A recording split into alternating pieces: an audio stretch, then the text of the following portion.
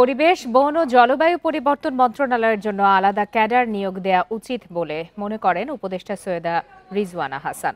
সকালে সংস্কার নিয়ে পরিবেশ অধিদপ্তরে আয়োজিত এক আলোচনা সভায় এসব কথা বলেন তিনি।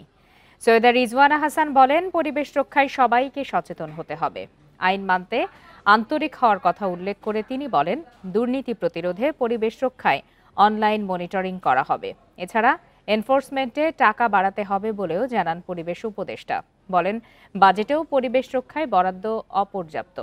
উন্নয়নের সঙ্গে সামঞ্জস্য করে পরিবেশ রক্ষা নয়, বরং উন্নয়ন হতে হবে পরিবেশের সঙ্গে সামঞ্জস্য রেখে।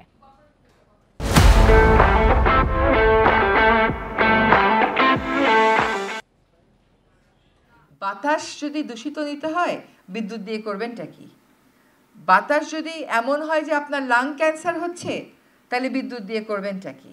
যদি আপনার পিউরিফিকেশনের জন্য ফরেস্ট না থাকে, তাহলে আপনি রাস্তা দিয়ে করবেনটা কি?